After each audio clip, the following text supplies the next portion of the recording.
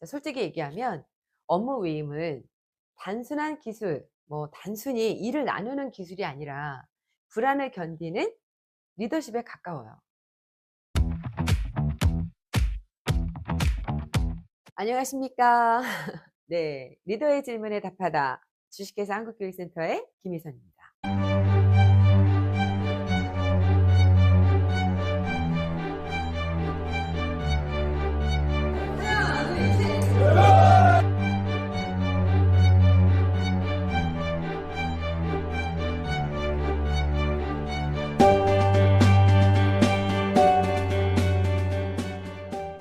자, 리더님들, 오늘 어때요?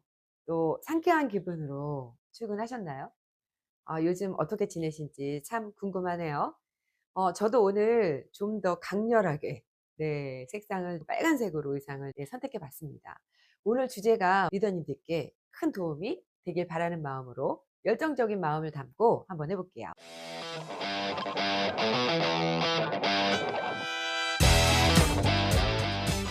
오늘 고민은요. 네. 팀원에게 일을 맡기고 싶은데 결국 다시 제가 하게 됩니다. 맡겼다가 결국 안 하고 오히려 음, 일처리합니다. 음. 이런 고민인데요. 이 팀원들은 점점 일을 못 맡기게 되는가요?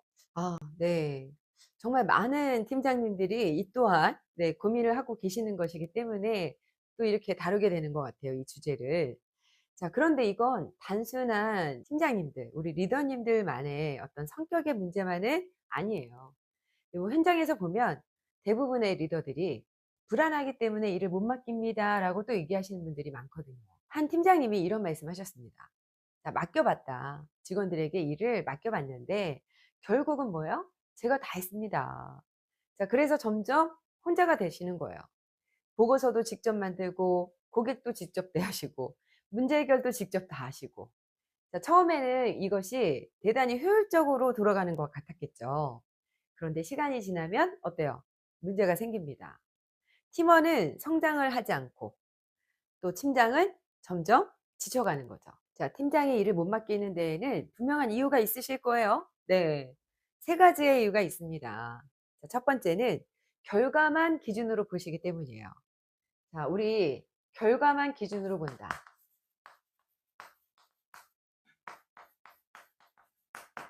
자, 결과만의 기준으로 본다라는 거. 자, 맡기는 과정에서의 어떤 성장을 보시지 못하고 결과만 가지고 이렇게 보시니까 어때요? 그러면 당연히 내가 하는 게 더 빠르다. 하지만 이렇게 되면 뭐예요? 팀장은 지쳐가고 팀원은 절대 성장하지 못한다고 했어요. 자, 두 번째, 실패를 허용하지 않는 조직. 네, 실패를 허용하지 않아요. 네, 자, 실수 한번 하면 바로 문제가 되는 조직이 있어요. 뭐 그런 조직일수록 어떠십니까? 팀장은 일을 더 움켜쥐게 되시는 거죠. 자, 세 번째는 기다리는 시간이 불안하신 거예요. 네, 기다리는 시간이 불안하다. 위임은 잠깐 느려지는 과정이 필요한데 이 팀장님들은 그 시간을 기다리지 못하시죠. 못 견뎌 하시는 거죠. 자, 솔직히 얘기하면 업무 위임은 단순한 기술, 단순히 일을 나누는 기술이 아니라 불안을 견디는 리더십에 가까워요. 자, 그렇다면 어떻게 극복해야 될까요? 첫 번째는 처음부터 완벽을 기대하지 마세요.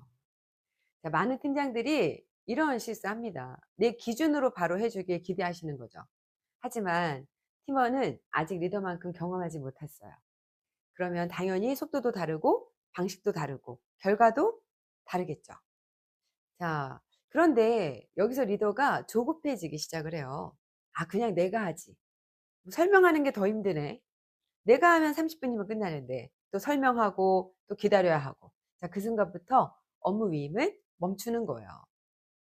자, 그러면 중요한 건 지금의 속도가 아니라 앞으로의 성장이잖아요. 리더가 계속 혼자 하면 일은 빠를 수 있어요. 하지만 팀은 리더 한 분에게만 의존하게 된다는 거예요. 자, 그래서 리더는 이렇게 생각할 수 있으셔야 돼요. 자, 지금은 조금 느려도 괜찮아. 이 과정 자체가 성장이다. 관점을 전환하셔야 돼요. 자, 우리 리더님의 관점의 전환이 필요합니다. 그리고 두 번째는 결과만 보지 말고 막힌 지점을 보셔야 된다라는 거. 많은 리더들이 결과가 부족하면 바로 이렇게 말씀하세요. 왜 이것밖에 안 됐어요? 제가 말한 방향이 아니잖아요. 자, 그런데 그렇게 되면 팀원은 점점 위축하게 된다는 거죠. 그래서 리더는 이렇게 질문할 수 있으셔야 해요. 어디가 가장 막혔습니까? 어떤 부분이 어려워요? 자, 중간에 어떤 고민이 있어요? 자, 이 질문을 하기 시작하면 리더는 단순한 결과를 보는 사람이 아니라 팀원의 사고 과정을 보게 되시는 거예요. 자, 그 순간 진정한 성장이 이루어지는 거죠. 자, 세 번째는 처음부터 큰 일을 맡기지 않는 거예요. 자, 많은 리더분들이 업무 위임을 할 때 너무 큰 것부터 맡기시는 거죠. 자, 그렇게 되면 어때요? 실패 확률이 높아지잖아요. 그리고 결국 리더도 불안해지고 팀원은 뭐예요? 자꾸 실패의 경험이 쌓여 나가다 보니까 자신감을 잃게 돼요. 그래서 우리는 작은 성공을 경험하게 해주시는 거예요. 자, 작은 성공을 자꾸 경험하게 해준다. 예를 들면 처음에 일부만 맡긴다거나 또 중간 점검을 좀 자주 해주신다거나 그리고 잘한 부분에 있어서 바로바로 피드백을 해주심으로 해서 이 친구가 내가 지금 잘하고 있구나. 네, 작은 성공을 자꾸 경험을 함으로 해서 자신감이 생기는 거죠. 자, 그러면 팀원은 어떻게 돼요?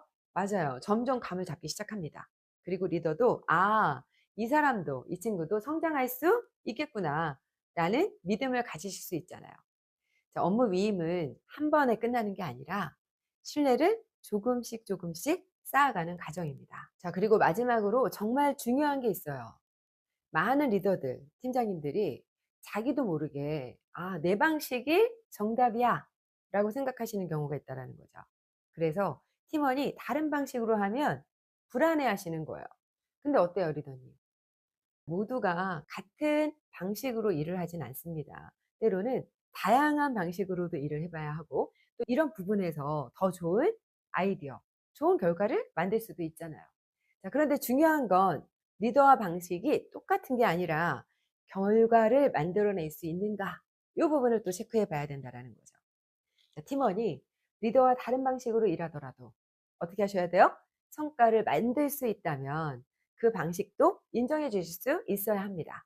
그래야 팀원들이 자기 방식으로 스스로 자꾸 뭐예요? 새로운 것들을 통해 성장을 하기 시작하는 거죠. 결국 일을 맡긴다는 건 단순히 업무를 나누는 게 아니에요. 사람을 믿고 또 믿어가는 과정이고요. 또 기다려주는 과정이고 함께 성장하는 과정입니다.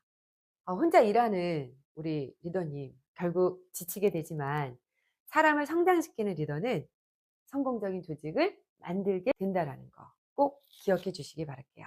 오늘 우리는 팀장이 일을 못 맡기는 진짜 이유에 대해서 함께 이야기했습니다. 성장을 고민하는 조직과 답을 찾아가는 기업교육 인사이드 리더의 질문에 답하다.